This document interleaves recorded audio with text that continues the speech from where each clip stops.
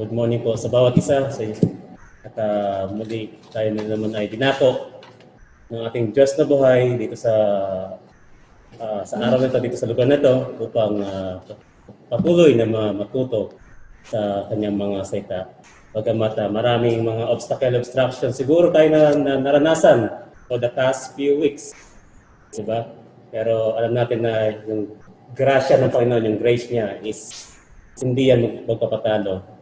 Diba? Dahil Diyos mismo, dahil ang Diyos mismo natin ay siya yung nagbibigay nito kung saan kailangan natin na tayo ay para mapagpatuloy sa ating pang-araw-araw na buhay.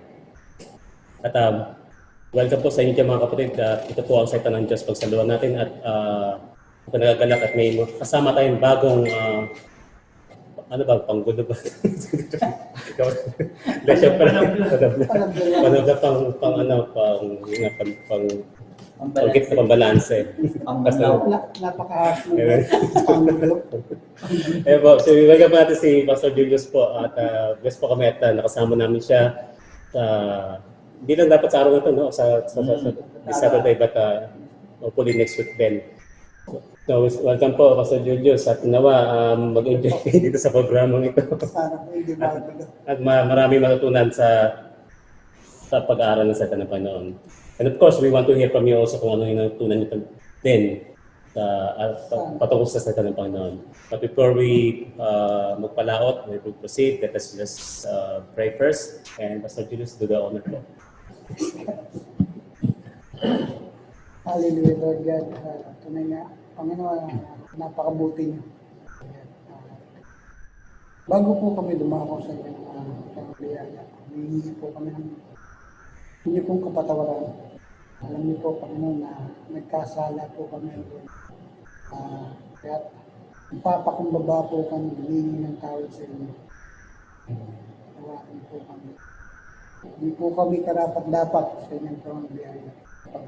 Alam niyo po, kami po ay makasalanan. Ngunit sa inyo pong habag at biyaya, maraming salamat po.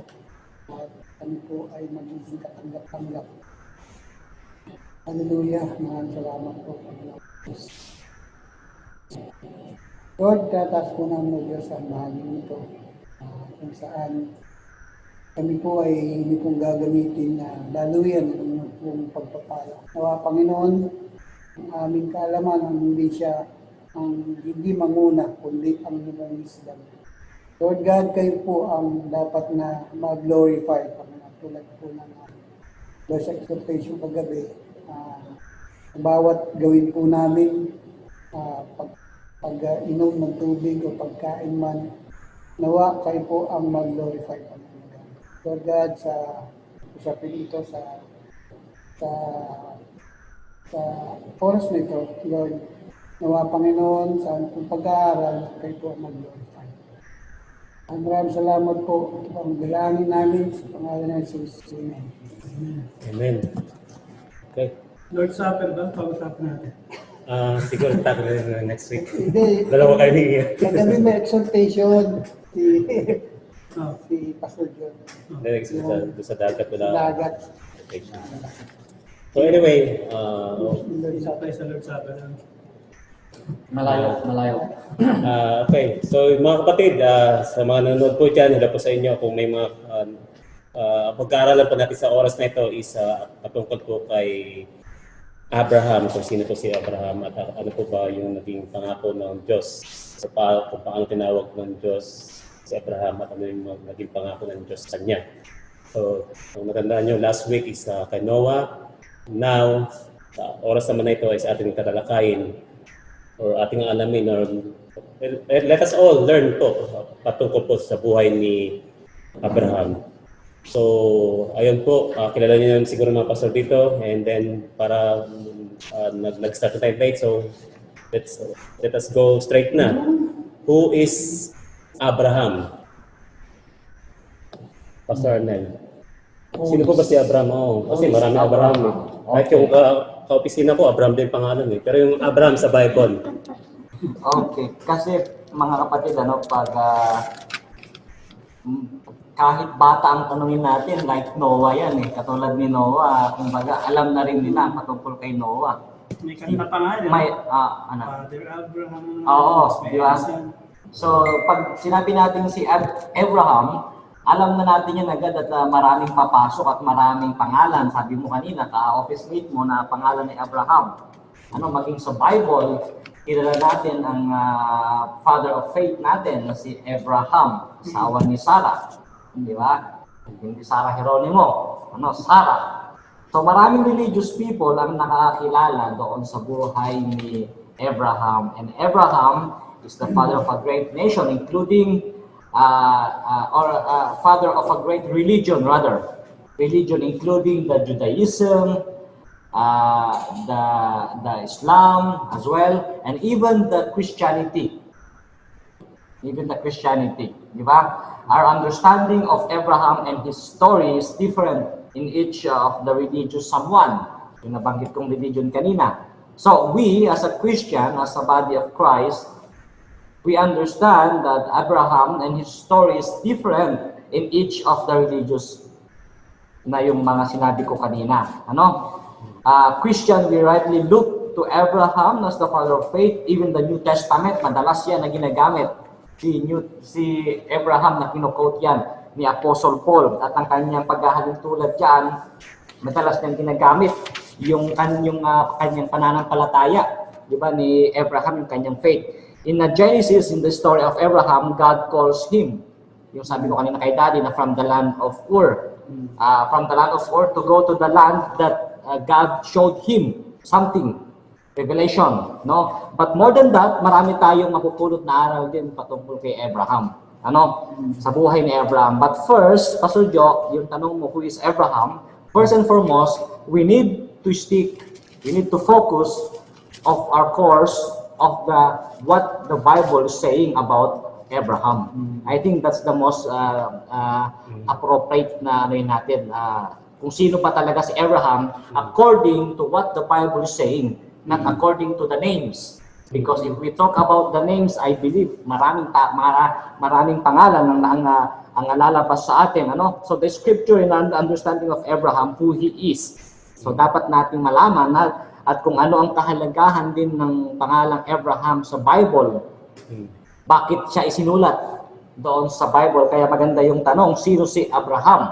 Ano? At ano ang connection niya doon sa katubusan ng ating kaligtasan na kung si Noah nakita natin mayroong hindi ganun lang yung kwento niya ni Noah na parang bangka lang. Similarly kay Abraham, really kanina pinag-aaralan ko ito. I was crying to God na na-amaze ako sa pangalang Abraham. Kaya nga maganda yung pangalan sa nila Pastor Joey. Yung sa anak nila, di ba? Abraham. Di ba? Maganda yun, magandang pangalan. At malaki ang connection ng pangalang Abraham sa Bible patungkol sa ating katubusan, sa ating mga kaligtasan. Yun ang una kong gustong i-point out, Pastor Joe. So si Abraham madalas na ma-emphasize ngayon, sabi ko kanina, sa New tsaka sa Old Testament. So first, from the beginning, sinabi natin yung patungkol doon sa may seed. Kung naalala niyo yung unang pag-discuss natin about the seed of the woman in the seed of the serpent. Di ba? Kung naalala niyo yung dalawang seed na yun in Genesis chapter 3. So ito ay sumisimbolo the seed of the church and then the seed of the man or the woman. Di ba? So which is sanlibutan, mayroong church at mayroong sanlibutan. Sinabi natin 2 weeks ago yan. At kay Noah, nakita din natin yung kanyang lipi and the origin of his course or future nation niya. Si Noah, di ba, yung kanyang genealogy. At na-identify natin yung dalawang seed doon, na itong hanggang kay Abraham, hanggang dumating kay Abraham as a promised seed of the woman mula sa lipi ni Shem, nung nabanggit natin noon, kitang-kita natin yung kanilang mga genealogy. Ngayon, gusto ko lang din, total, late, mahaba-haba naman ang oras natin. Basahin natin sandali, may request to read. Yung Daddy Robert, yung Genesis chapter 16, if you don't mind. Sa Tagalog, Daddy, parang mas maganda eh. Meron kang Tagalog, wala? Oh, well, no problem, English. Genesis, Genesis chapter 16, yung whole chapter na yon, kasi magandang istorya na yun eh, yung verse 13 na yun eh, na kung saan doon makikita natin yung sinasabi kong two seeds. Genesis 16. Opo, Genesis 16. Chapter 16. Na i-connect natin yung two seeds na yon, buong Buong chapter. chapter po sa Tagalog. Si Sarai nga na asawa ni Abram, di pa Abraham, Abram pa lang, Abram. ay hindi nagkaanak sa kanya at siya'y may isang alilang babae na taga-Ehipto na nangangalang Agar. At sinabi ni Sarai kay Abraham, narito ngayon ako'y hinadlangan ng Panginoon na ako'y magkaanak. Ipinamamanhik ko sa iyong sumiping ka sa aking alilang babae. Marahil ay magkakaanak ako sa pamamagitan niya. At dininig ni Abram ang sabi ni Sarai. At kinuha ni Sarai na asawa ni Abram si Agar na taga-Ehipto na kanyang alila. Pagkaraan ng 10 taon na makatahan si Abraham sa lupain ng Kanaan at ibinigay kay Abram na kanyang asawa upang maging asawa niya, at siya'y sumiping kay Agar at naglihi, at nang makita niyang siya'y naglihi, ay niwalang halaga niya ang kanyang Panginoong babae sa kanyang paningin. At sinabi na Sarai kay Abram, ang aking pagkaapi ay sumaiyo, idinulot ko ang aking alila sa iyong sinapupunan, at nang makita niyang siya'y naglilihi, ay niwalan akong kabuluhan sa kanyang paningin. At Panginoon ang humatol sa akin at sa iyo. Datapot sinabi ni Abraham kay Sarai, narito ang iyong alila ay nasa iyong kamay, gawin mo sa kanya ang iyong minamagaling sa iyong paningin. At dinuwahagi siya ni Sarai at si Agar ay tumakas mula sa kanyang harap. At nasumpungan siya ng anghel ng Panginoon sa tabi ng isang bukal ng tubig sa ilang, sa bukal na nasa daang patungo sa shore. At sinabi Agar, alila ni Sarai, saan ka nanggaling at saan ka paroroon? At kanyang sinabi, ako'y tumakas mula sa harap ni Sarai na aking Panginoon. At sinabi sa kanya ng anghel ng Panginoon, magbalik ka sa iyong Panginoon at pahinuhod ka sa kanyang mga kamay. At sinabi sa kanya ng anghel ng Panginoon, pararamihin kong mainam ang inyong binhi na hindi mabibilang dahil sa karamihan. At sinabi sa kanya ng anghel ng Panginoon, narito't ikaw ay nagdadalang tao at ikaw ay manganganak ng isang lalaki at ang itatawag mo sa kanyang ngalan na Ismael, sapagkat diningig ng Panginoon ang iyong kadalamhatian at siya'y magiging parang asnong bundok sa gitna ng mga tao. Ang kanyang kamay ay magiging laban sa lahat at ang kamay ng lahat ay laban sa kanya at siya'y tatahan sa harap ng lahat niyang mga kapatid. Ang kanyang tinawagan ang ngalan ng Panginoon na nagsalita sa kanya, ikaw ay Diyos nakakakita, sapagkat sinabi niya na masdan ko rin ba dito ang likuran niya ang nakakita sa akin. Kaya't ninalanan ang balong yaon, balon ng nabubuhay na nakakakita sa akin. Narito ito'y nasa pagitan ng Kades at Beren. At nanganak si Agar ng isang lalaki kay Abram at ang tinawag ni Abraham na pangalan sa kanyang anak na ipinanganak ni Agar ay Ismael. At si Abram ay may 86 na taon nang ipanganak si Ismael ni Agar kay Abram. Ayun, so salamat Pastor Jay. Bakit natin yan binasa? Kasi napakalaki ng konektado niyang binasa natin na chapter 16. Doon sa tinutukoy kong seed. Doon sa Genesis chapter 10 na pinanggalingan natin from the beginning. No? So dito, makikita natin dito yung connection ng buhay ni Abraham na siya yung pinaka-foundation ng faith ng dalawang ito. Okay, and then mamaya na, malalaman natin mamaya doon sa mga susunod pa about doon sa pananampalataya ni Abraham. So ngayon, nakita natin doon na muli yung dalawang seed na ito, napaka-importante pa din. Seed of the woman and the seed of the serpent. The church and the word, naroon pa rin yung dalawa, which is si Isaac na anak ni Sarah, Ismael na anak ni Hagar na Egyptian. Di ba? So napakaganda mo siyang ipagkumpara doon sa from the beginning. Then kay Noah, ganda rin ang ilustrasyon doon kay Noah. Di ba? Then doon kay Abel, kay Abel tsaka kay Cain. Di ba? Sa anak ni Eden tsaka Eve. So now, observe again yung a point of continuity, yung tinatawag na a point of continuity. Kumbaga, nagpapatuloy. Hindi yung development ng seeds, na dalawang seed na seed ni Eva at ni from the beginning, ni hanggang dito kay Abraham muna tayo. serpent. nagpapatuloy siya, hindi nahinto yung dalawang seeds na yon. Okay, nagpapatuloy siya. May isang tao na laging ginagamit ang Diyos running through the Old Testament, and at the same time, even the New Testament, meron tayong makikita na dalawang genealogy lagi. Actually, ang ganda sana kung maipost mo yung, hindi ko na lang kinopya, yung genealogy from Adam hanggang kay Abraham, but it's a long story. But along the way, makikita natin yung two seeds na ito lagi, naroon lagi. For example, sa madaling salita, naroon lagi isang mabuti, naroon lagi isang masama. Kontrabida at bida. Naroon lagi yung dalawang iyon. Meron tayong agad laging makikita doon. So, God reveals Himself as Jehovah to Abraham. Napakaganda yung point na yon na bakit ko sinabi na God revealed Himself as Jehovah to Abraham. Doon sa chapter 15, bago basahin ni Pastor Jayon, sa verse 1, after this, the word of the Lord came to Abraham in a vision. Do not be afraid, Abraham. Abraham lang eh. I am your shield, your very great reward. And doon pala, may kita natin doon, sa next chapter 17, verse 1, I am the Almighty God. Sabi ulit ni Jehovah kay Abraham. So God's revealed Himself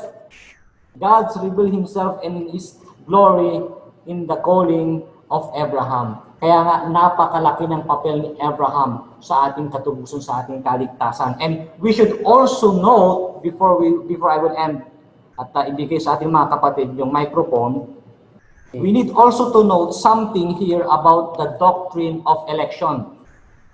Bakit ang daming pangalan na Abraham ang dami? Pwede namang Arnel, or Mac, or Jay. Bakit Abraham, ano? The doctrine of election, that is the providensya ng Panginoon, decree ng Panginoon na ibigay yung pangalan na yon para kay Abraham. That's all. God's sovereignty or sovereignly choose Abraham. Choose Isaac, and at the same time, nasa plano rin niya na si Ismael, through though na ito ay naging bunga ng pagkakasala nila ni Sarah, but God is the one who initiate. But the most important thing na gusto kong sabihin is God seeks Abraham. Hindi si Abraham ang naghanap sa Diyos, kundi ang Diyos ang naghanap, ang Diyos ang pumili kay Abraham. It's not Abraham that seeks Jehovah. At along the way, nakikita natin God comes pronouncing His blessings of salvation to Abraham. And again, before I will end, sa buhay ni Abraham, nakita natin, he laid the foundation of faith. Kaya nga sinasabi natin mga Christians, Father Abraham, he is the father of faith. So yun yung kumbaga katagang nakikita natin, for example kay Pastor Julius, yun yung kalbong di ba, yung walang buhok. Yun, ganon. Kay Abraham, similarly, the father of faith. So meron siyang parang Sumali pa kayo.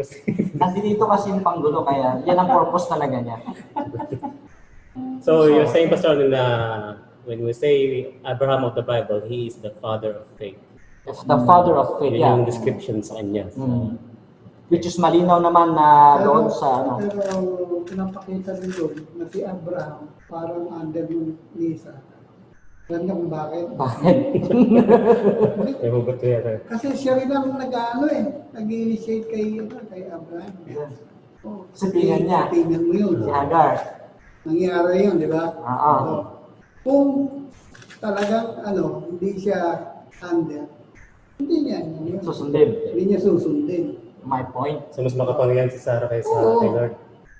Kahit ngayon kahit ngayon natin i-apply. Sino makapangyarihan sa inyong dalawa na yan? Sister, wife. Wala po. Sa practical lang. Yung sinasabi niyo ni Kuya Julius, kung makikita mo rin, di ba nag-initiate si Sarah? Kung ating babalikan yung Genesis, Part ng portion eh. yun din pa rin yung babae pa rin. Part ng sumpa na yun na Siya pa rin yung Laging may take over niya yung lalaki ko siya laging i-take over. Pero yung lalaki mag-overrule pa rin. Kaya nakikita natin may ganun pa rin nangyari. Naguluhan kayo? Saka nga, kaya ngayon yung course ng Panginoon sa babae na Okay. talagang kailangan nilang magpasakop. Masama. Yun ang kanilang dapat na posisyon bilang asawa na magpasakop. Asawa. Yun ang course sa kanila. Kanina, Sino papasako? Yung mga babae, hindi, kanina, yung husband, Sige, sige, may mga pasal. babae pa tayo. Huwag na punta tayo sa pagpasakot na. Kasi Pastor Julius kasi pagpapasakot eh. Kanina sabi ni Mary Franz, meron lang kaming pag-diskusyon. Sabi niya, ops, sabi niya ngayon, manahimik pala ang mga babae, sabi niya ganyan sa akin. Hindi na siya nagsalita. Tapos, alam niya wala ako sa mood kanina pagkas kumaligo. Tapos sabi niya sa akin pa, may pinapabili ako kay Ka Felix ha. Sabi ko, gusto kong sabihin sa kanya, siyempre, kunwari wala ako sa mood. Na, ano na naman yan? Sabi ko sa kanya ganyan. Sinabi ko nga, pagdating sa mga pabili-pabili na ganyan, tuminig siya sa akin, ano? Sabi sa akin, ano? Sabi sa akin, napaano ako, ilan ba yun? Tawa kami ng tawa, tapos ilan ba yung takot din pala ako sa kanya. So, yun ang connotation ni Abraham na pag sinabing Abraham, siya ang father of all nations nga, di ba? Other connotation sa kanya or distinction sa kanya, ang father of faith. Meron pa bang karagdagan pa po doon sila sa Abraham? Siguro, Siya yung sabi mo, father of all that believe. yeah, of those who believe. Siya yung father nun. Kasi sa Genesis 15 nga, di ba, na sabi ng Panginoon na yung bituin sa langit, bilangin mo lahat ng yan, is parang magiging offspring mo, magiging anak mo. At pinaniwalaan ni Abraham yun. And counted to him as righteousness. Yeah. At sa makikita natin sa New Testament, na pinagdidiinan ng mga apostola ng si Apostol Pablo na si Abraham is kang ama ng mga mananampalataya. Okay. So, maraming tao ang nakikilig kay Abraham, maraming nasyon, pero wala sila talagang true hold kay Abraham. Kundi si Abraham is ama ng mananampalataya, hindi siya na ama ng kung sino-sinong nasyon. So, paano po ba tinawag ng Diyos si Abraham? Pero pwede po ba paki-clarify yun? Ang pagtawag kay Abraham ay kung makikita natin sa Genesis 11 pa lang, kung hindi magpo-umpisa yung Tower of Babel. Genesis chapter 11. Chapter 11, kung makikita natin ang kwento kung paano nag-reveal ang mga tao, ang mundo sa mga tao sa pamamagitan ng Tower of Babel. At naroon yung nakikita yung magiging rebellious and proud ng mga tao. Dito nag-start sa chapter 11. Diyan nag-start yun. So, nagalit ang Panginoon at yun nga, isa yung pag-confuse ng kanilang language, yung nagkaroon ng iba't ibang lingwahe. At doon na rin nagkaroon ng pagkakaiba-iba yung mundo, yung tao, yung lugar kung saan iba-iba yung Lingwahe.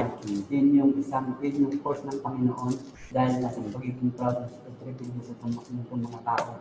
So, doon kung paano yung Tower of Babel na yun ang nagsimula, kung paano ang mga tao ay nagkaroon ng dahil sa ng Panginoon ang galit ng Diyos. So, doon sa pagkatapos yung mga tao, yung pagkatapos ng ibig sabihin ay tumuloy na doon sa hanggang doon kay Abraham, kung saan nakikita natin sa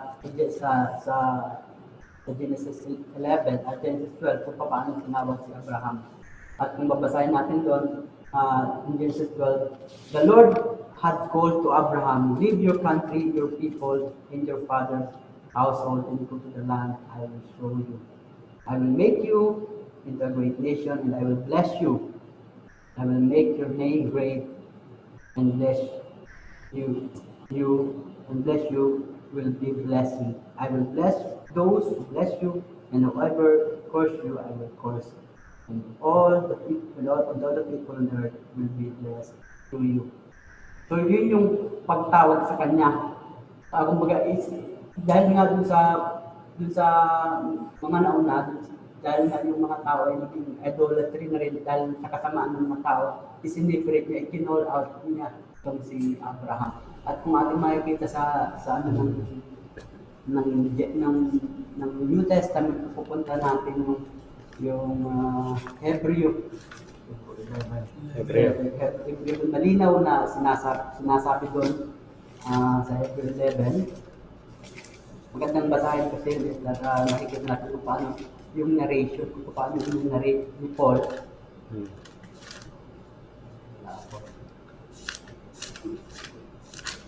Pedro. James. Hebrews. Confidence. Pagkibasa nga ko yan. Verse 8 ba? Verse 8 ano? Verse 8. By faith, Abraham, when called to go to a place he would later receive as his inheritance, obeyed and went, even though he did not know where he was going. So by faith, he made his home in the promised land like tent, or like a stranger, or rather, in a foreign country. He lived in tent as did Isaac and Jacob, who were heirs with him at the same promise. Yun na din. So kung makikita po natin doon yung kung paano si Abraham kahit hindi niya alam yung kanyang pupuntahan, sabi nga doon, Hmm. by faith he made it home. He made Verse 9. by faith he made his home in the promised land like a stranger in foreign country. So kung makikita natin doon, ang katayuan ni Abraham yung panahon is like a nomad, sabi nga doon, na nagtatay lang siya ng tent para doon manirahan sa mga tito sa palipat-lipat sa mga lugar. So kung makita natin, so yun ang kanyang dahil yun ang pinakamaganda yung pagsunod ni Abraham kahit hindi niya alam yung pupuntahan. So napakaganda ng kaya nga tinawag nga itong by faith nga ito kung paano si Abraham sunod sa Panginoon. Okay, dati. Kayo pa sa Diyos, may masabi pa Actually, kayo? mayaman siya eh. Kaya nga siya nakakapalipat-lipat ng lugar eh. Mayaman siya, tinawag siya ng Oo. Panginoon. Hindi, nung sa ko ba nabasa? Ayan, from Ur to Actually, totoong mayaman siya. Bakit meron siyang alipin eh? Kasi binles siya. Hagar eh. Marami Alipin siyang siya eh. mga alaga, marami siya. Kaya binigyan siya ng ng mga kayamanan talaga. Kaya, ikaw, halimbawa, mahirap ka. Hmm. Doon lang sa balag, hindi ka makapunta eh. Kung mahirap ka, lalakad ka. Pero siya, ang layo ng mga rarating niya. At may mga kasama siya. Lagi, mayroon siyang yung parang yung nani, Alip servant. yung mga So, servant. ang sinasabi mo, Pastor Julius, si Abraham tinawag na mayaman, di ba? Hindi, kasi mahirap in the sense na saan siguro sa spiritual. Sa pananampalataya niya, mayaman siya, ano? Nakikita rin natin dito yung pagtawag kay Abraham is napaka actual picture ng doctrine of election. Diba? Sinasabi pa sa kanina. Abraham did not seek God. Hmm. Did not seek out God. Di niya hinanap ang Panginoon. At alam natin dun sa land of Ur is puro mga idolaters dun. Yeah. Kung saan ang galing yung Oo. lahi ni Abraham. Yung Chaldean. So, Chaldeans, yes. Caldeo. Dun sa land of Ur, puro mga idolaters ang tao dun. Maging ang mga magulang at siguro mga kapatid ni Abraham, maging siguro siya, is idolaters din, sumasamba sa Diyos-Diyosan. Yes. And then out of nowhere, Hmm. God called Abraham. Diba? Separation. Diba? Ngayon, paano nalaman ni Abraham na Diyos talaga yung tumatawag sa kanya? Isa dami ng Diyos-Diyosan doon nakapalibot sa kanya sa land of Ur. And then, pagtawag sa kanya ng Diyos, Abraham, umalis ka sa iyong mga magulang at pumunta ka doon sa lupang ibibigay ko sa iyo. Di ba? At walang second thought si Abraham, walang third thought na, sino to? Di ba? Hindi niya sinabing, I rebuke you. No? Kasi meron kaming Diyos sa pamilya. Pero hindi. God changed the heart of Abraham. Diba? Automatically, ito yung tinatawag na doctrine of election and regeneration. God chooses whom He pleases. Diba?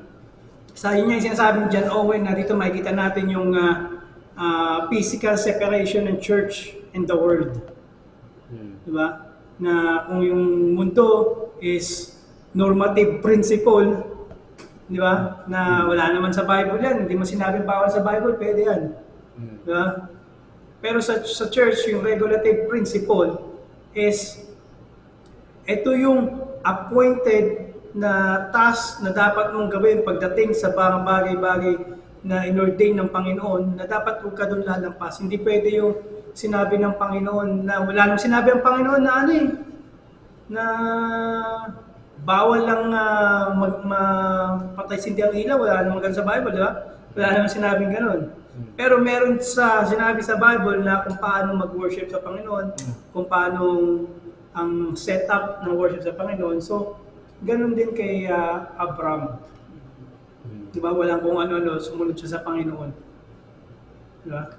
Change ng Panginoon yung puso niya, pinakilala na ni-reveal, sabi nga ni Brother Arnel sa Genesis 15 na I am your shield. Diba sabi? Ang Diyos ang nag-initiate, ang nagpakilala kay Abraham. Diyos, siya mismo ang nagpakilala kay Abraham. Hindi si Abraham ang nagpakilala. Panginoon ako si Abraham, hindi. Ang Diyos mismo sa Genesis 15, di ba sabi niya, I am. Yes. Diba? Your shield. Ang Diyos ang laging nag-i-initiate kahit hanggang ngayon. Kaya yung tanong na, sino ba ang pumili? Ikaw ba o ang Diyos? Bago mo piliin ang Diyos, pinili ka na niya. Di ba? Kasi in our natural state, hindi mo pipiliin ang Diyos. Dahil sa katayuan natin. Di ba? Sa natural state natin, hindi mo pipiliin ang Diyos. So, makikita natin yung napakagandang doktrina ng election sa buhay ni Abraham. Under this line doon sa calling kaya Abraham din, sinabi ni Dad at saka sinabi din nyo kanina, we also notice his response of faith and obedience. Diba? So naroon sabi ni Pastor Jay kanina na hindi man niya kilala kung sino yung Diyos na nagsalita sa kanya, na sinong Diyos ka, ganon, but he never doubt. Because God changed already his heart. And then after that, obedience follow. Obedience follow. Hindi yung obedience, susunod ka, and then God will change your heart. No. Kaya nga, yung point natin nung nakaraan, gumagawa ka ng mabuti dahil ikaw ay naligtas na. Dahil hindi ka naligtas dahil gumagawa ka ng mabuti. Iba yun. Kaya nga si Abraham, binago muna ng Diyos, and then sumunod doon, obedience pa rin niya. But yung pagsunod pa rin niya, galing pa rin yun doon sa Panginoon na nagbigay sa kanya. Alam natin na ang obedience o yung bunga ng pananampalataya ay obedience. Diba? The Bible itself says that. And even Paul, ginamit niya na example si Abraham para sa mga mananampalataya to believe that believer justified by faith alone in Christ alone. Diba? 5 solas. So it was God's sovereign choice to choose Abraham. Napakaganda yung point. So, isa ring maano ko doon yung si Abraham, kung titingnan natin from sa pinagmulan niya, galing talaga siya sa pagan, belief. So, mahirap yun para sa kanya. Mahirap yung para sa kanya. Isa rin si Paul, kung makikita natin si Paul, talagang pagan, yung din yung kanyang iwan, wala talaga siyang alam sa Panginoon. So, bakit tinawag siya? Kumbaga si Pablo, wala siyang kaplano-plano. Even si Abraham. Si Abraham, wala siyang plano sa buhay na kinalanan ng tunay na Diyos. Wala siyang kaplano-plano. Si Paul nga, wala siyang kaplano-plano na kilalanin ng Panginoong Isus. Ang gusto niya nga is tugisin. Kumuha siya ng permiso sa mga saserdote para hulihin yung mga Kristiyano. Wala siyang kaplano-plano. Wala sa isip niya na totoo kaya itong Diyos ng mga Kristiyano, totoo kaya, wala siyang ganong thought. Diba? But out of nowhere, God saved Apostle Paul. And by the way, mga pastor, this calling of God by Abraham, this calling of God to Abraham, this calling of, ano na itong calling na ito, pagkatawag sa niya, is salvific salvation, or yung talagang through Election, no? Regeneration. Salbibig, lahat na Ay, eh. salvation talaga. History. That will be salvific. Historical election. Historical election Lahat. is also include there. Vocational election. Naroon pa rin siya sa lahat Sakop na na yun. lahat yun ni Abraham. Kasi, So hindi lang siya talagang salvation, Hindi lang. kundi pati na magiging father siya ng nation, ng bansang Israel. Or tsaka sa mga hindi lang Gentiles, ng mga Hebrew, tama ba? Pati mga Gentiles. pati mga Gentiles, Those who will All believe. lahat ng Oo. Kaya believers. historical so, election include pa rin din yung siya. historical election doon sa kanyang katayuan. Tsaka vocational. Vocational as well. Yung kanyang pagkatawag, yung pagiging man of God ni Abraham. Kanyang ministeryo. So, sakop niya lahat yun. Vocational election, historical election, historical election, tsaka salvific. Sakop lahat ni Abraham yun. So yun talaga dahil yun ang dahil God initiates that covenant to him, no? Kasi kung si Abraham lang hindi sabi nga natin, di ba? Hindi niya as a natural man niya hanapin ng Diyos. Kahit it applies to us then.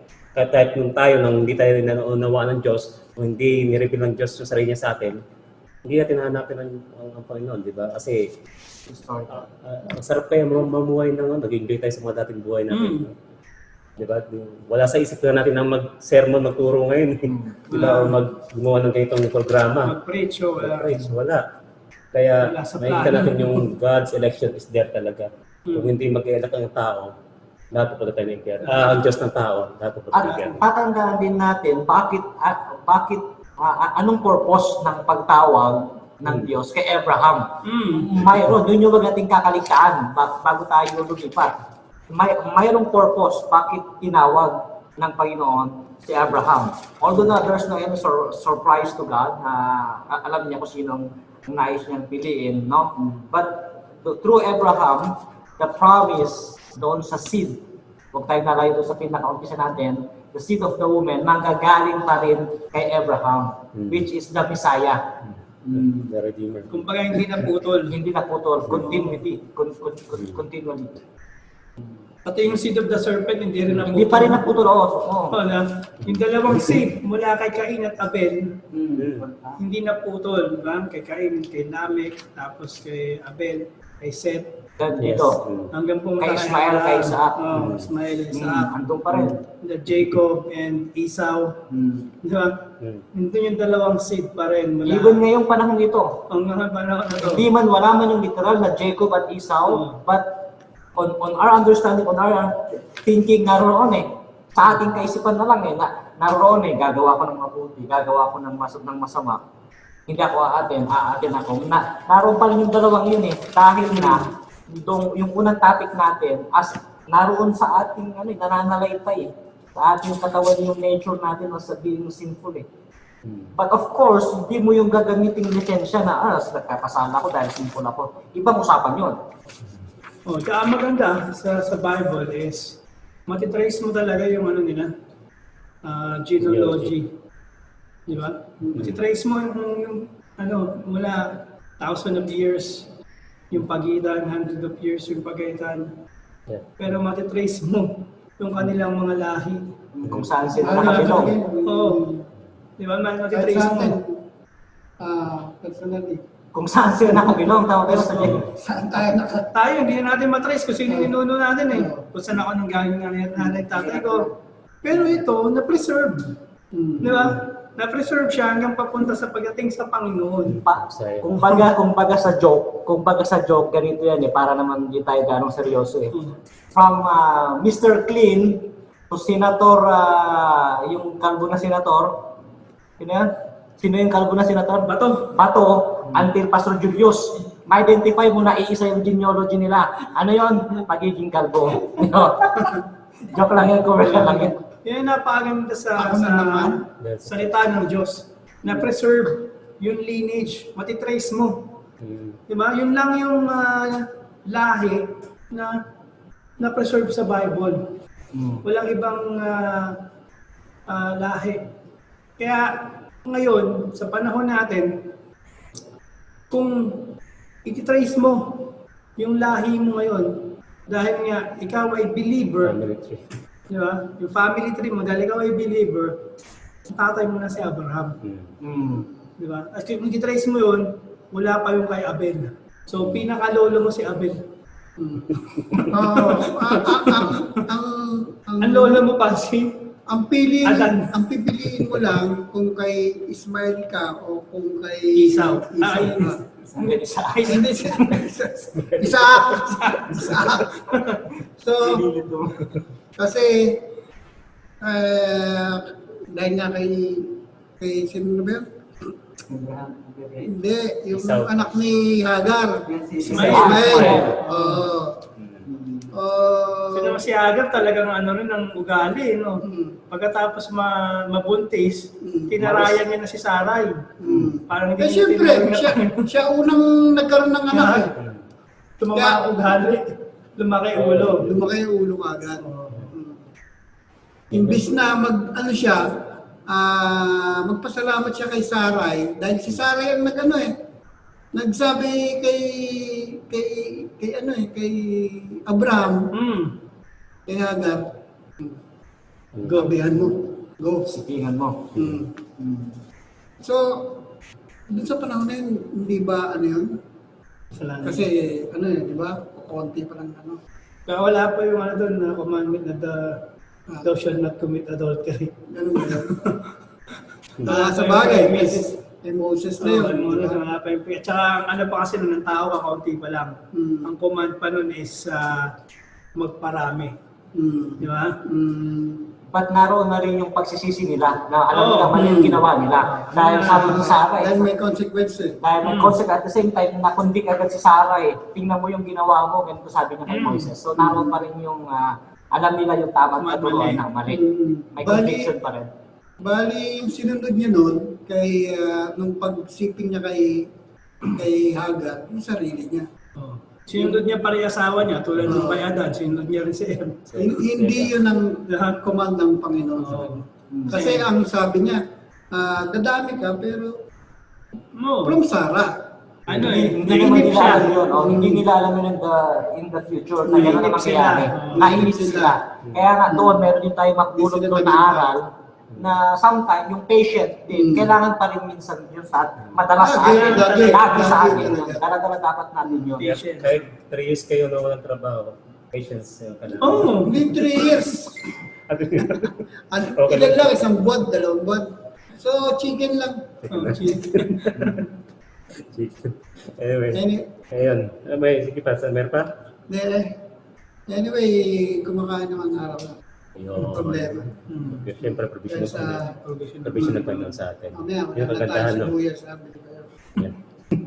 So, yun po, nakita natin yung na it was God who freely chose or elect Abraham, or called Abraham. It was God who initiates that calling. At hindi nga si Abraham ang tumawag sa Diyos. So, kung naghanap ko. Naghanap Tsaka yun yung visible, sabi ni John Owen niya, yun yung visible example ng separation ng church sa mundo. In the world. Yes. Diba? Sa mundo. Na get out, sinabi niya sa Corinthians, di ba? Mm. Get out from them, touch no unclean things, and then I will be a father to you. And I will dwell among them, and I will be their God. So, Pastor Jay, yung maganda yung point mo na yun, doon pa lang, makikita mo pala talaga, doon from the Genesis pa lang, yung doctrine of election, naroon na talaga. Tsaka yung separation. from the Separation world. as well. Kaya wag mong sasabihin ngayon, o wag sasabihin ng iba sa atin na mahal ng Diyos ang lahat. Kasi kung mahal ng Diyos ang lahat, dapat lahat yun, inihiwalay na. Tinawag niya Tinawag na lahat yun, sinama kay Abraham sa yung kanyang pamilya niya. pamilya. Hindi eh. Ang sila Abraham na ang pinili kasama yung kanyang pamilya eh. Including Ismael at saka si Sarai. Andun na talaga yung doctrine of election, I believe. Totoo yun. Hindi sa naniniwala ako dahil sa kundi yun eh, makikita mo eh. Sa Biblia. Sa Biblia eh. Hindi mo pwedeng i-deny. Deny.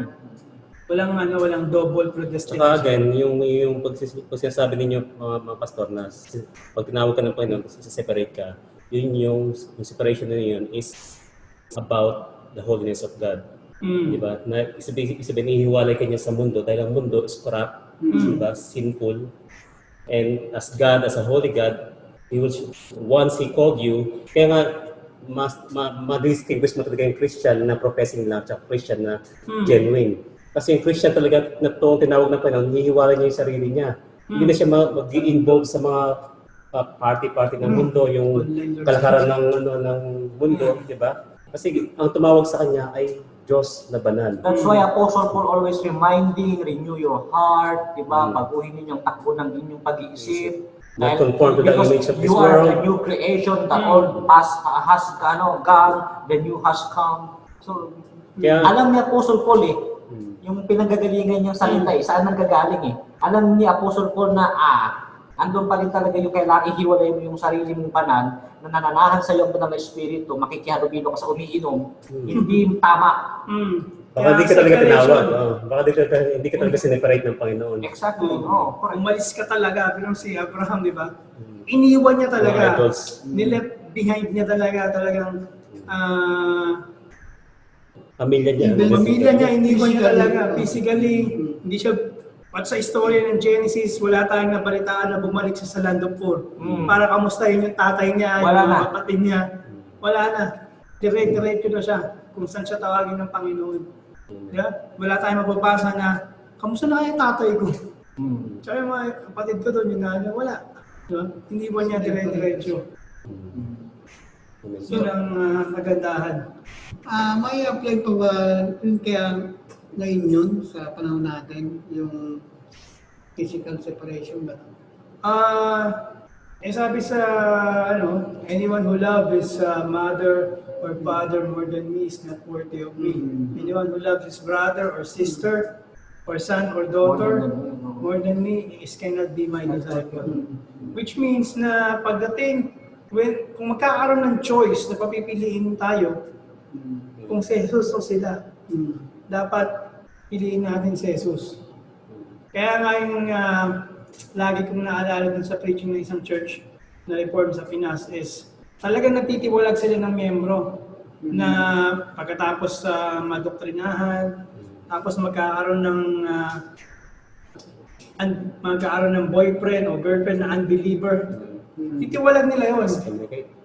Excommunicate. Bakit?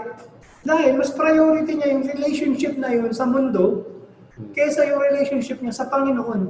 Mas inuna niya yun. So, ibig sabihin, mas mahalaga yun kaysa sa Panginoong Isus. Yung relationship na yun sa Panginoong Isus, which is true. Di ba? Nangyayari na, totoo na pagka pinili mo yun. Di ba? So, papipiliin ka namin, iiwan mo yan, o iiwan mo ang Panginoon. Yes. Diba? Pinili nila yung unbeliever na boyfriend o girlfriend, iniwan nila ang Panginoon, so dapat silang excommunicate.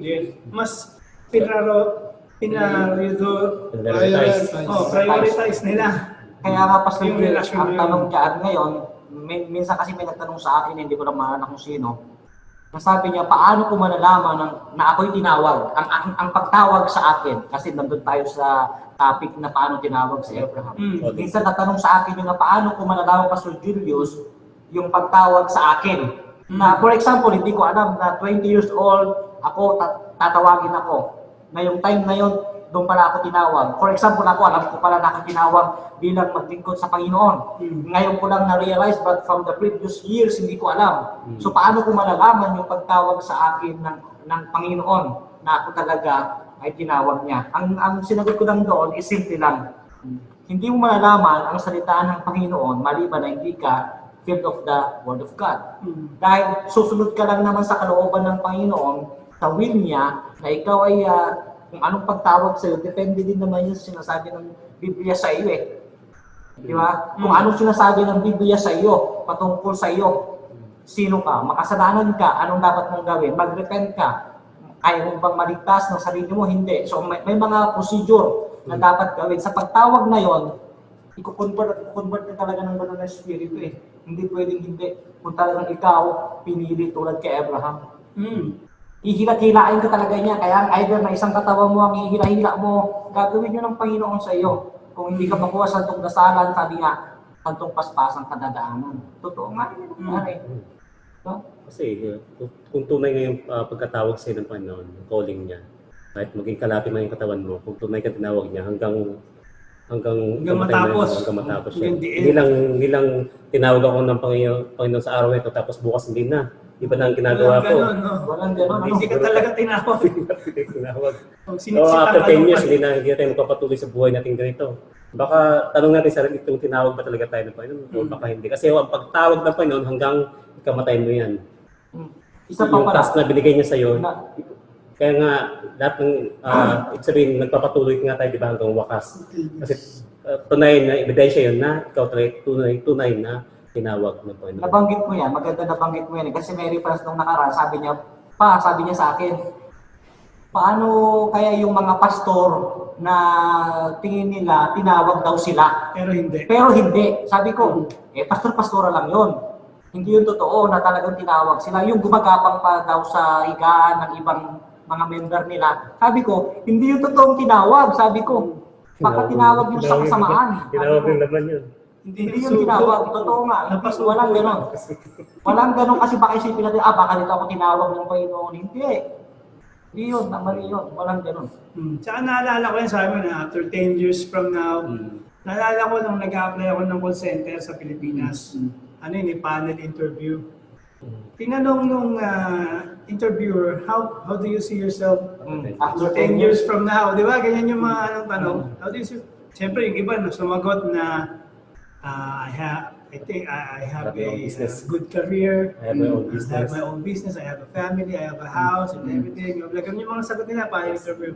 So pagdating sa akin, sabi ko, I can see myself 10 years from now that's still serving God, believing God, and worshiping God. So, ano nangyari nun? So yun, hindi ako natanggap. Sabi siguro, ano to? Baliw to. So yun, hindi ako natanggap. Pero glory to God, sinustain niya naman ako. That was 10 years ago na. 10 years ago. 2005. So, More than. 15 years ago. 15 years ago na. Oh, praise God. So, Saka yung pagtawag, kanya-kanya ng tawag ng Panginoon sa atin, katulad ng Abraham, biglang tinawag sa Abraham, hindi kagit-sagit sa Abraham. Ay, meron kasi iba-ibang tawag, katulad ng katulad ng pagtawag kay Paul, ganun din. Yan ang marahas. Marahas ang pagtawag, marahas. Oo. So, may katulad natin, makikita rin natin sa ating mga sarili kung paano tinawag ng Panginoon dati. Nung maliliit pa tayo, bakit tayo napupunta sa mga ganun? Bible school napupunta tayo. Bakit ba napagtagni-tagni mo na dinala ka ng Panginoon? Providential. Na makikita mo yun. magandang punto yun dati Merong mga Bible school, tapos pinipilit ka ng mga kasama mo, mga umatid sa ganito. So, tapos hanggang sa mag-grow ka, dahil ang salita ng Panginoon, sabi niya, ang faith comes from hearing and hearing the word. Maganda yung point natin kasi totoo yung sabi ng Ephesians na kanya-kanya kayo ng ng puno, ng sanga. Tapos isa lang puno. Yun yung sinasabi mo eh. Kasi way back 2010, 2009 to 2009, alam ba ninyo, ito hindi ko ba ito na-share, na doon sa uncle ko na pastor, nakaready na yung mga bag ko. Toothbrush, damit. Nagpaalam na ako sa magulang ko kasi nga nakausap ko na yung uncle ko na mag-aaral ako siya Presbyterian. 4 years yun, Brad. 4 years yun na course. So sabi ko, magpapastor talaga ako. Dito ako tinawag kayo ng Panginoon. Pagdating, di okay na. Nakasakay na kami ng tricycle. Tapos pupunta na kami sa may church. And sa church, doon na ako titira. And then siguro maybe once a week o once a month ako papasya lang sa bahay. Hindi ko kabisado. Kung makakabalik pa ba ako, kaya nga may mga gamit na ako eh. Pagdating ko doon, totoo experience ko ito, kulang yung estudyante. Hindi naabot yung 10. 6 lang kami. Ngayon, yung 4, either na pumayag yung 6 na bayaran yung 4, sige, pasok kayo kasi may teacher napabayaran yung teacher sa theology, sa courses, sa kung ano pang mga project lahat, naka-scoop na yun, hindi natuloy in short. So from that moment, iyak talaga ako ng iyak, umuwi ako sa bahay namin. Naika ako, hindi talaga ito, kalooban ng Panginoon talaga na tinawag ako. Iyak, naarala ko yun, iyak talaga ako ng iyak. Yung uncle ko, sige na, walang Alam namin yun. nayakin. Wag mo na lang ano yun. Pagdating ng bahay, hanggang sa nakita nyo naman, hanggang ngayon, nakita nyo naman. Hanggang sa nag-aral ako ng 4 years course ng teacher bayo sa yung course ko 2 years lang natapos ko. Gusto ko talaga magturo. Ngayon, sabi ni Mrs. ko sa akin, tingnan mo, hindi ka lang teacher ngayon ng edu, Teacher ka pa ng spiritual. Saan ka pa, sabi niya kung In English, in English, where are you? Where are you now? So yun lang, napakaganda yung point kasi ni Daddy. kumbaga makikita natin kahit sa buhay ni Abraham kung paano pinreserve ng Diyos si Abraham. Diba nakita natin kung paano siya niligtas ng Panginoon, paano siya sinamahan ng Panginoon. Kahit sa buhay natin ngayon, when we are looking back dun sa ating buhay, sabi nga ni Kuya Robert, kung paano na pagtagni-tagni mo na bakit dun ka sa pamilya na sininang ngayon, bakit naging kapitbahay mo sa ganito, bakit yung pinsan ng papa ko born again, tapos nasira niya yung mama ko nung buntis siya sa akin. Diba? Ngayon may isip ko kung paano yun Nalagnisip ka ng Panginoon. na pin-frame up ka ng Panginoon kung buhay mo na frame up ka, na set up ka. Diba? Na dumating ka ngayon dito na nag-aaral ng salita ng Panginoon. So, yun yung preservation ng Panginoon. Doon sa kanyang tinawag, ipipreserve ka niya kahit anong mangyari. Tama. Kung tinawag ka talaga. Parang ang buhay nga daw natin, parang yung cobweb na pag ang gano'n, hindi natin alam. Na ang dulo pala nun, Panginoon. Gagambang. Sabi ka, talaga na ka. Mahilig ka nun, ano? Saan ko na.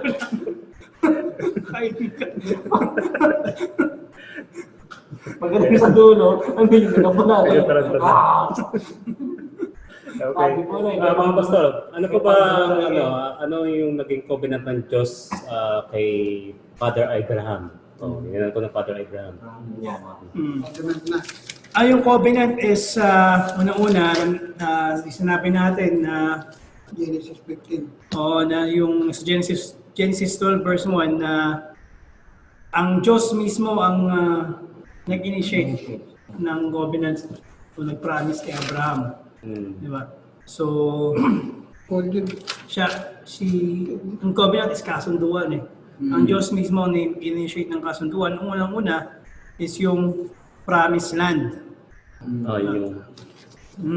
Yung lupa ng Siguro, Pastor Joy, in external perspective, yun yung isa kong covenant. Isa sa covenant ng Panginoon. Yun yung unang-una promised land. Mabasa natin yan sa Genesis 17. 17. Verse 7. Oh, 17. Basahin natin. Basahin mo ba?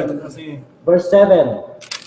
I will establish my covenant as an everlasting, may everlasting, everlasting covenant between me and you and your descendants after you for the generations to come, to be your God and the God of your descendants after you. tsaka yung Genesis 12 verse 1, pakibasa.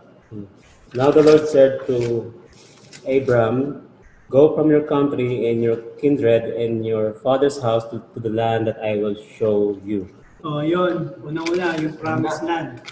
Yung physical land, which is yun yung Israel ngayon. So nakita natin na natupad yun. Diba? Yung sinakop nila yung Canaanites. Which is that is the place of the seed. Place of the seed. And second nga, yung sinabi ni Pastor Joe, yung seed, physical seed, and seed of promise. Diba sa Genesis 17, verse 7. Pakibasa ulit. Genesis 17 verse 7. And I will establish my covenant between me and you, your offspring after you, through their generation, for an everlasting covenant to be God to you and to your offspring after you. Yeah, so, na promise ng offspring ni Abraham. At hindi lang pinangako dun sa first generation, hanggang sa mga susunod pang henerasyon, hanggang pumunta na nga ron yung seed of promise sa ating Panginoong Jesus. At yung mga believer, yung gospel, yung salvation, is manggagaling sa lahi ni Abraham. Yun yung promise ng Panginoon. Physical seed. At sunod is yung blessing.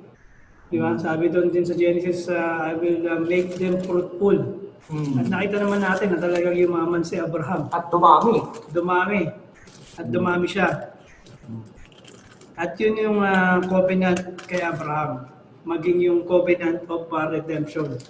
makikita natin yan na yung si Abraham na yung inalay niya si Isaac, di ba sabi ng Panginoon, inalay mo yung isa isang anak, at pagkatapos nag-provide ang Panginoon ng ram. Imbis na patayin niya si Isaac, ialay, nag-provide ng Panginoon ng ram para yun ang ialay.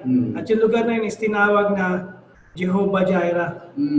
God will, literally means God will provide. Or God is our provider. Oh, God will provide. Pero kung makikita natin, ang bakit God will provide, nangyari na, nag-provide na ng ram ang Panginoon ng Diyos. Nag-provide na siya ng ram. Dapat God had provided. Di ba? Dapat nag-provide na. Past tense dapat. Pero, ang ginamit is God will provide. Future tense.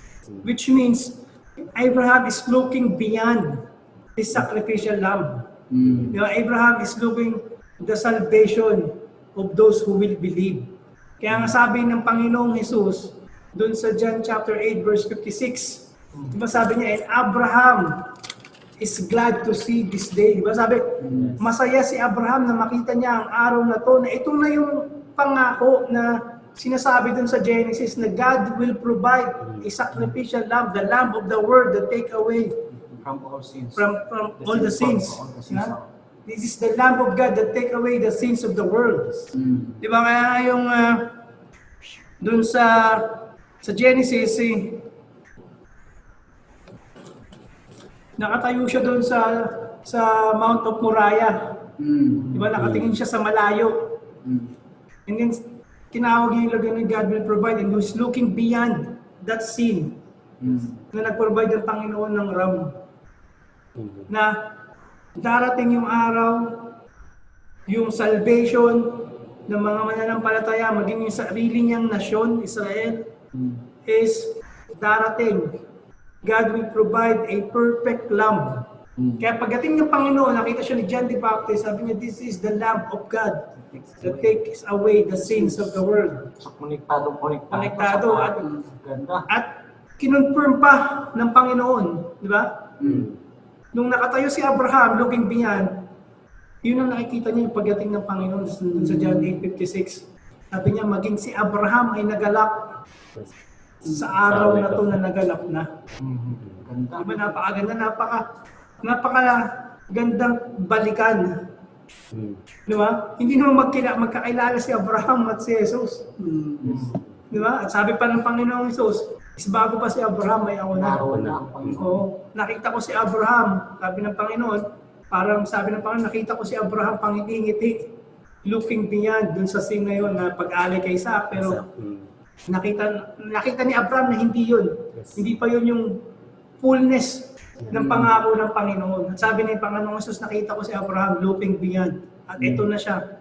Ngayon natutuwa dahil nandito na ako para sa kaligtasan ng sangkatauhan. Ganda, no? Grabe. Diba? Napakaganda. 1,000 years ang pagitan nila. Tayo na ng balahibo. Totoo nga, kasi kung titignan natin yan, kaya nasabi ko sa inyo kanina nung binabasa natin yung topic na yan, really, I was crying to God, wow! Sabi ko, hindi lang pala ganun yung kwento mo, Abraham, meron ka rin palang something na malalim na kahulugan. Sabi ko sa sarili ko, ganun kaya nga yung point na sinabi ni Pastor Jay kanina sa Genesis 17, verse 7, and that is the promised land. Napakaganda din yung sinabi ko sa Hebrews chapter 11:10. For he was looking for beyond the city of the foundation, whose architect and builder is God. Diba, ang ganda doon sinabi niya. Tapos yung pangalawang punto ni Pastor Jay na sinabi na yung tinatawag nating covenant ratified by God, na kung saan doon sa alin na sinasabi ni Pastor Jay kanina, yung si Isaac at saka yung tupa, yung lamb, ay sumisimbolo yun, yung usok na yun, yung amoy na yun, yung pag-aalay na yun, yung dugo na pinatay doon, na umagos doon sa bundok ng Moria, ay sumisimbolo doon sa future. Sabi ni Pastor Jay kanina, future. Kaya nga, ang ganda ng ano niyan. Yung pangatlong punto na sinabi ni Pastor Jay, gusto ko din yung covenantal grace Yun. na sakop lahat yung mga mananampalataya dyan No, and I will establish, sabi niya, my covenant between me. Sabi ng Diyos, I will establish doon sa Genesis chapter 7, I will establish my covenant, sabi din ng Panginoon. And then yung pang-apat na sinabi ni Pastor Jay, gusto ko din yung sinabi niya na the promise of the covenant is to His children. Yung sign at saka yung seal. Yung seal na kung saan pangako ko to kay Abraham. That's the seal. At after kay Abraham, alam natin doon sa may 17th chapter ng Genesis din, yung the circumcision. Diba? Na-explain doon na is also given to his children na ang circumcision ay sumasalamin na ikaw ay isang mananampalataya.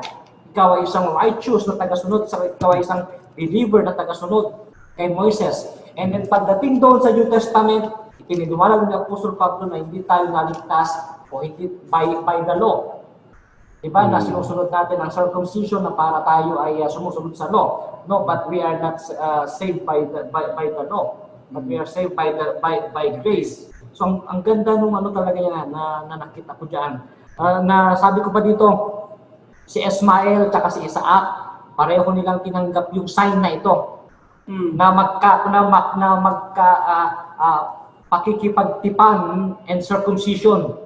Parehas talaga sila. But Ismael is an unbeliever and Isaac is believer. We see Jacob and Esau, yung kanina nabanggit natin. Kaya makikita natin yung sinabi dun sa Genesis 3:15, yung the seed ulit, papasok ulit yun doon. Habang pinag-aaral ko talaga really, sabi ko, hindi ko naisip yun na may ganong kahulugan yun. Kayo ba na yung totoo, magsabi tayo ng totoo ngayon, naisip niyo ba yun na anong kahulugan ng Jehovah Jireh? Of course, we know that. But yung kahulugan ng pag-alay ni Abraham, honestly, magkaroon tayo ng katapatan sa Panginoon, alam ba natin yung sa malalim na kahulugan? Ako totoo. Tingin ko, pagsunod. Parang pa itong bata Parang lang ano lang, pero- Sunday school, di ba? Isa pa rin makikita natin yung pinag-alayan. Kung sisimulan natin kay Abraham, inialay ni Abraham si Isaac sa Mount Moriah. At doon din nakikita natin yung mga sumunod na si Abraham nag-alay din doon sa doon sa Mount Moriah. At kung makikita natin yung huli, yung pagkapatid ng Panginoon ay doon din sa Mount Moriah. So iisa rin yung lugar kung saan ang sakripisyo, naroon ang sacrifice na walang ibang pinunta kundi yung lugar ng Mount Moriah na lang. So from Abraham to sino pa? Si Moises as well. Moses. Parang siya, kanya si David, tapos ang si Solomon nagawa ng doon yung pangako ng tawag yung temple doon niya ginawa sa Mount Moriah. So at yung dalawang lasinggero na uminom na naghandog na sinasabi ni PJ. Na the holy place. Na namatay sila dahil sila lasing. Malamang. So napaka-significant. Napaka-significant yung sinasabi mo. Napakaganda. Kasi nga yun nga, yung sabi ni Kuya Robert na doon pakinggan niyo po doon sa bundok na yun na Mount Moriah, nung nag-alay si Abraham, diba? I-alay niya dapat si Isaac pero nag-provide ang Panginoon ng ram. And then sinabi niya, God will provide. Hindi niya sinabing, God had provided already. He's looking forward dun sa pagdating ng Messiah. Dun sa pagdating ng perfect lamb na sinasabi natin kanina. Ang sabi nga ni kay Robert, yung same place na yon, dun pinako ang Panginoon. Sabi ni Abraham sa kanyang sarili, God will provide in this place a perfect lamb. And that happened 2,000 years gap. Same place and different lamb. Di ba? So, makikita natin yung kapangyarihan ng Panginoon na talagang nakakapanindig balahibo. Di ba? Abraham in this place, sabi ni Abraham in this place, the perfect lamb of God will be slain. A perfect sacrifice in the same spot. At yun ang nangyari. Kaya yung Moriah ngayon, siya yung Golgotha. Sa panahon natin ngayon. Pinapatay yung mga ano. Oo, doon pinapako. Bili mo, Pinapako. paano yung nangyari? Walang tumira doon, walang nagtayo ng kung ano. Naka-reserve talaga sa crucifixion ng ating Panginoon. At hindi nagkamali si Abraham. Hindi siya nagkamali doon sa pangako ng Panginoon. Maging ang Panginoon, hindi siya nagkamali.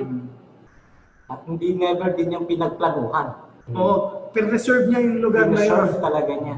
Diba? Para doon sa perfect sacrifice. Makita natin si Isaac is merong supernatural birth, di ba? Sinilang siya kung saan is lampas na.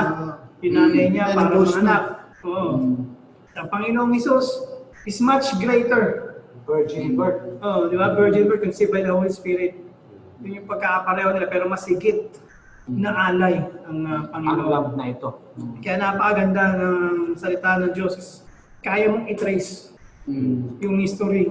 Hindi mo pwedeng sabihin na, ay, kwento lang yan ni ano. Dito meron kang pwede mo i-cross-examine kahit sa Wikipedia o sa Google.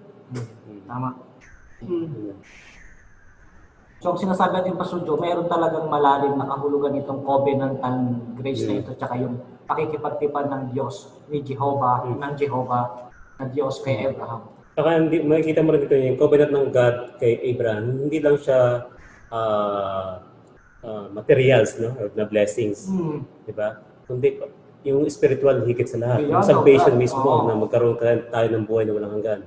So, again, what does the promise of God to Abraham mean patungkol doon sa salvation? Na, di ba tinawag si Abraham through salvation. At yun ang pangako ng Panginoon sa kanya din, na magkaroon siya ng buhay na walang hanggan. So was it that salvation applied to all the lineage of Abraham? Or was it for that promise, or that promise of God to Abraham, was it for regeneration, that all of his lineage or yung descendants ni Abraham ay madiligtas? Doon Medyo- sa Romans 13, 4 verse 13, basahin ko lang, allow me to read.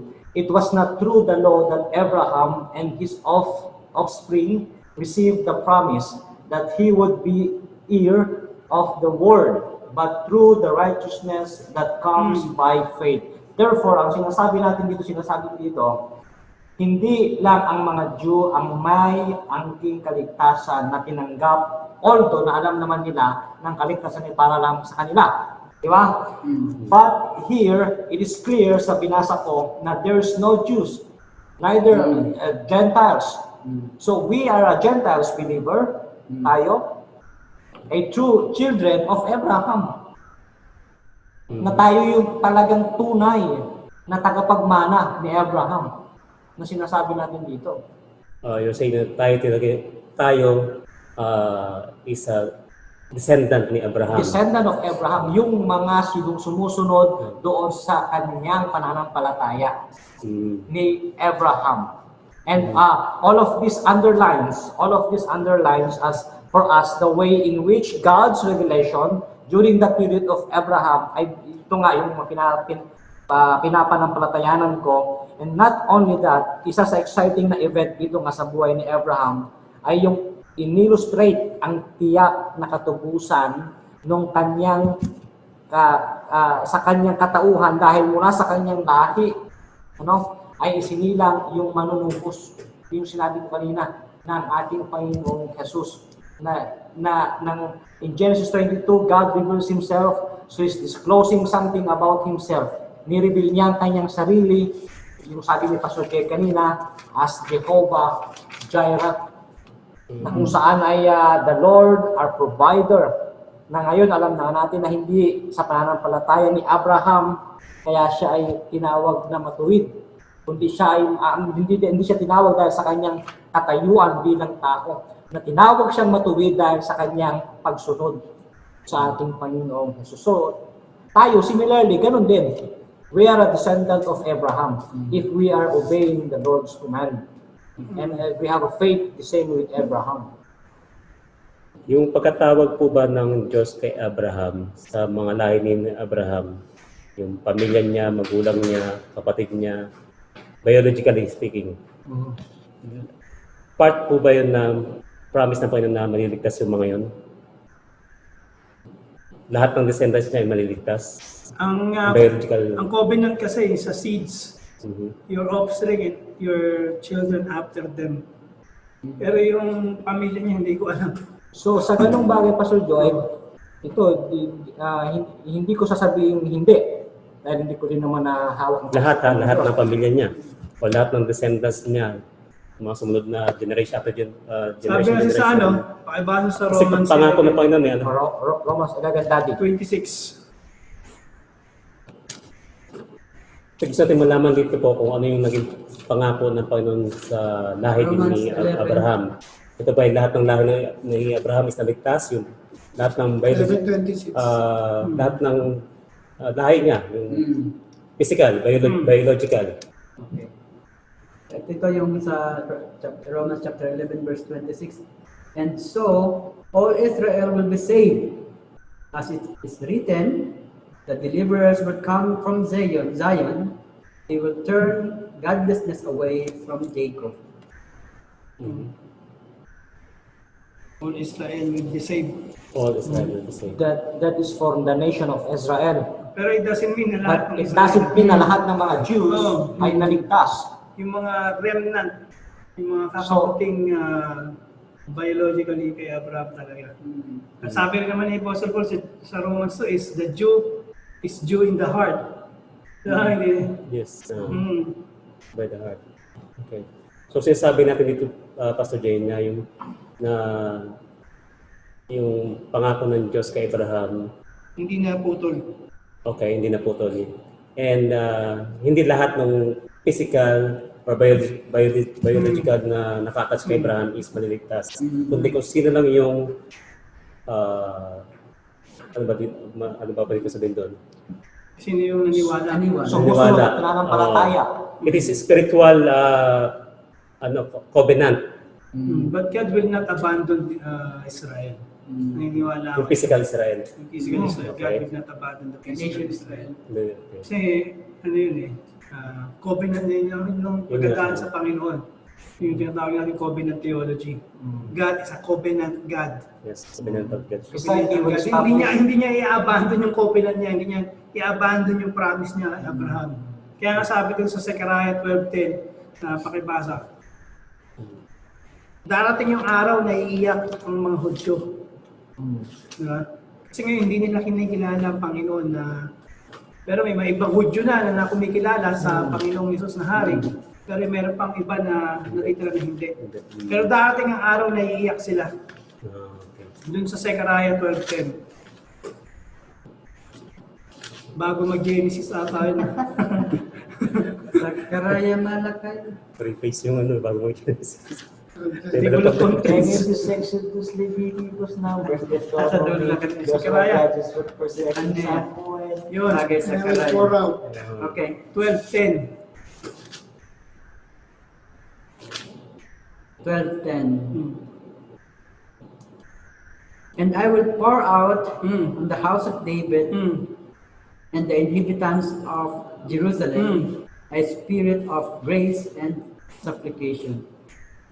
They will look on me, the one they have first, and they will mourn for him as one mourn for an only child, and grieve bitterly for him as one grieves for a firstborn son. Diba?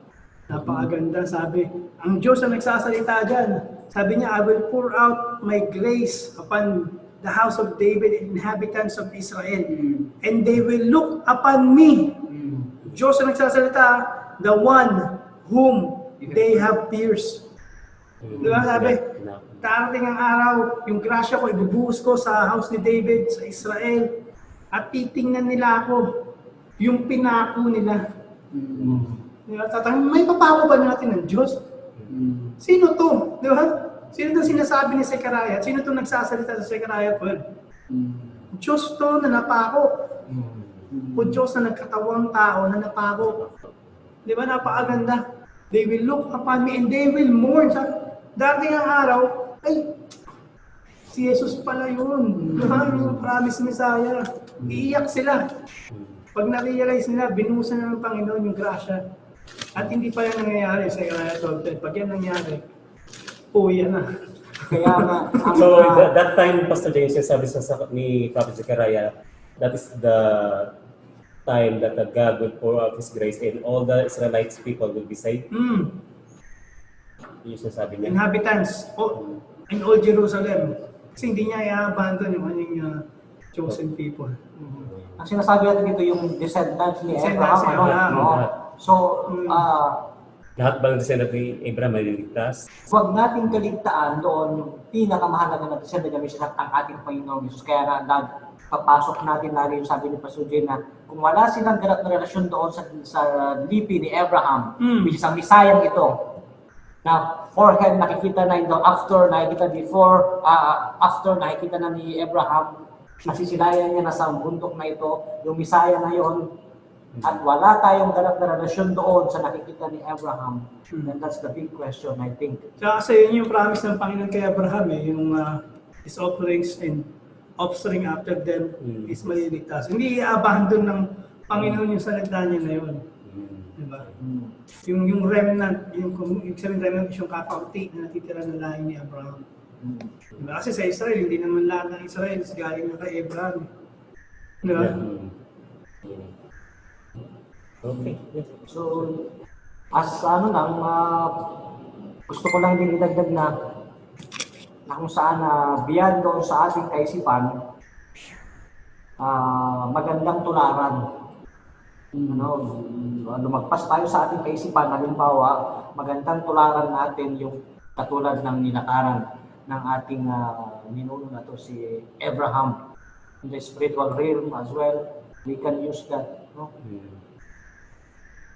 Okay. Pas, ano kung masabi niyo? Gusto mo nantok na? Kasi kanya-kanyang ano yan yung pagtawag. Hindi naman natin, halimbawa, kayanin natin yung dinaanan niya. Sa akin tama na ako sa kusina muna. Talagang ang utak ko ay pang-kusina. Anong wala sa kusina? Sibuyas?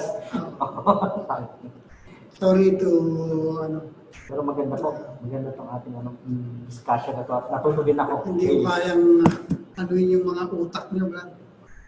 Talagang maikli ang aking ang GB. Pangadala ako talaga. Nung isang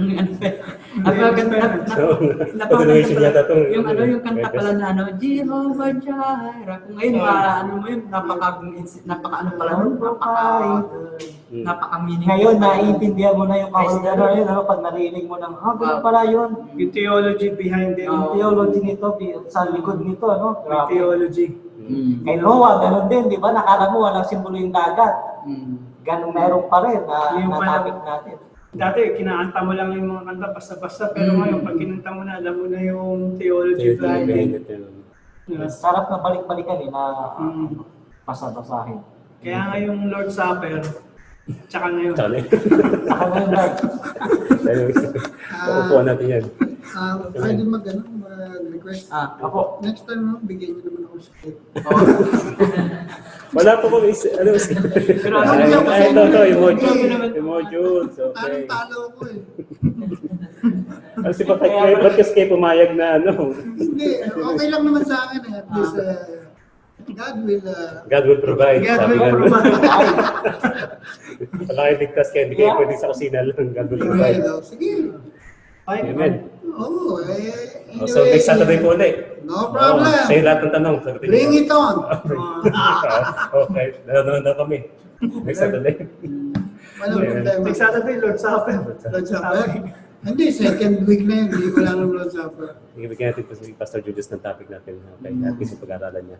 So yun po, may mga katanungan po, parang wala. Kasi Question. Nakikinig. nakikinig na ano na. Nakahiga yan. Okay. Relax. Mahirap talaga mag... So ayan po mga kapatid, mga kapatid sa Panginoon, salamat po sa inyo at nawa itong meron tayong napulot na aral sa topic na ating diniscuss sa oras na ito. And muli, tayo po ay magsama-sama next week po. Dito naman po yan sa salita ng Diyos, pagsaluhan at natin. bago po tayo magtapos, tayo po muna yung lang Pastor Julius, kayo na po ulit. Gawa ng closing prayer. Thank you, Lord. Thank you, Lord. Thank you, Lord. Tunay nga, Panginoon, na napakabuti mo, makapangyarihan ka, Panginoon, at kung paano niyo po pinagtagni-tagni ang bawat sitwasyon, Panginoon. Maraming salamat po sa inyo pong salita. Tunay nga na kayo po ang nag-glorify sa umagang ito. Maraming salamat po. Nawa, Panginoon, dalangin ko po sa mga naka-tune in, Panginoon God, na abutin niyo po sila, Panginoon. Liwanagin niyo po ang kanilang mga isip at puso upang, Panginoon, ang inyong pong gawain ay magpatuloy. Nawa. Maraming salamat po sa bawat isa, sa kanilang mga puso, sa kanilang mga isip na inyo pong ipinagkaloob, sa kanilang pong mga wisdom. Maraming salamat po. Nawa, ito po ay magpatuloy. Lord God, ito po ay aming dalangin sa pangalan ni Jesus. Amen. Amen. God